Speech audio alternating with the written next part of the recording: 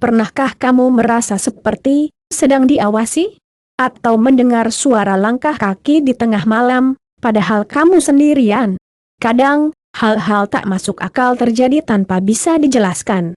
Bukan sekadar bayangan, bukan cuma mimpi buruk, tapi sesuatu yang benar-benar ada, tersembunyi di balik gelapnya malam. Malam ini, aku akan membawamu menyusuri kisah yang tidak semua orang berani dengar sampai habis. Sebuah cerita yang akan membuatmu berpikir dua kali sebelum mematikan lampu kamar. Pelukan terakhir coklat. Di sebuah sudut kota yang tak pernah tidur, hiduplah seorang wanita bernama Ibu Siti. Wajahnya yang dulu selalu dihiasi senyum, kini hanya menyisakan guratan kesedihan yang mendalam. Matanya sembab, bibirnya pucat, seolah seluruh kehidupannya telah direnggut paksa. Seminggu yang lalu, dunia Ibu Siti runtuh. Putra semata wayangnya, Bima, yang baru berusia 5 tahun, pergi untuk selamanya. Demam tinggi yang datang tiba-tiba merenggut nyawa Bima dalam hitungan jam, meninggalkan Ibu Siti dalam kehampaan yang tak terhingga. Bima adalah segalanya bagi Ibu Siti. Tawanya yang renyah, celotehannya yang menggemaskan, dan pelukannya yang hangat adalah penawar lelah setelah seharian bekerja. Kini, rumah yang dulu riuh dengan suara Bima, terasa begitu sunyi. Mainan-mainan Bima tergeletak tak berdaya di sudut kamar, seolah ikut merasakan duka yang sama. Salah satu mainan yang paling disayangi Bima adalah sebuah boneka beruang lusuh bernama Coklat. Boneka itu selalu menemani Bima tidur, makan, bahkan saat bermain di halaman. Ibu Siti tak sanggup menyentuh mainan-mainan itu, setiap kali melihatnya, hatinya terasa diremas. Malam itu adalah malam ke-7 tahlilan Bima. Rumah Ibu Siti dipenuhi sanak saudara dan tetangga yang datang untuk mendoakan almarhum. Aroma dupa dan bunga melati bercampur dengan bau masakan yang disiapkan untuk para tamu. Namun, semua itu terasa hambar bagi Ibu Siti. Pikirannya melayang, kembali ke saat-saat terakhir Bima bersamanya. Ia duduk di sudut ruangan, mencoba fokus pada lantunan doa yang dipimpin oleh seorang ustaz, namun air matanya tak henti menetes. Setiap wajah yang ia lihat, setiap bisikan simpati yang ia dengar, hanya menambah perih di hatinya. Di tengah khusyuknya doa, tiba-tiba terdengar suara gemerisik pelan dari arah kamar Bima.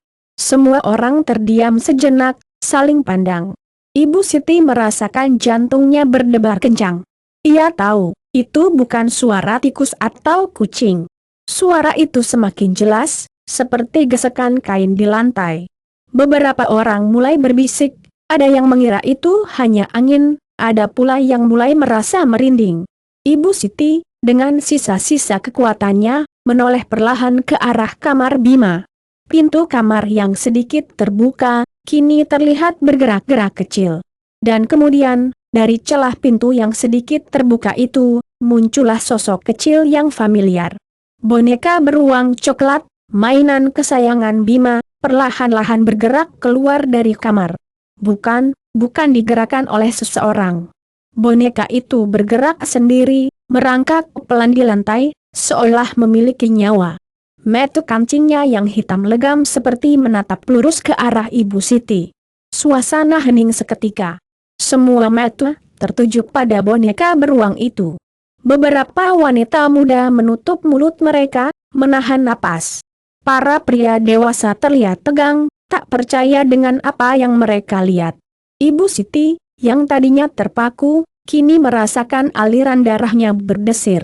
Rasa takut bercampur dengan kerinduan yang amat sangat.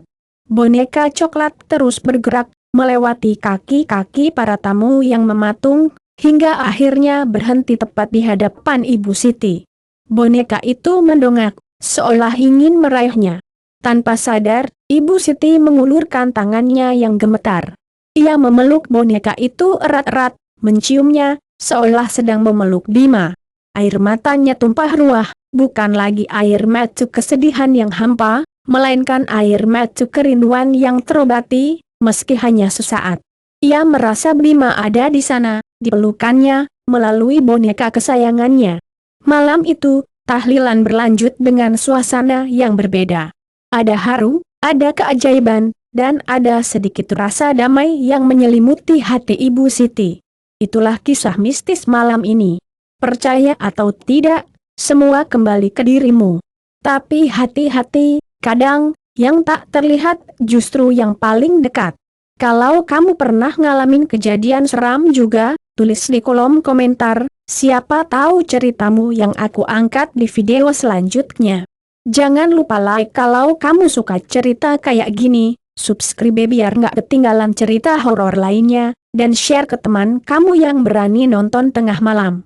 Sampai jumpa di cerita berikutnya, dan ingat, jangan dengarkan suara panggilan kalau kamu sendirian.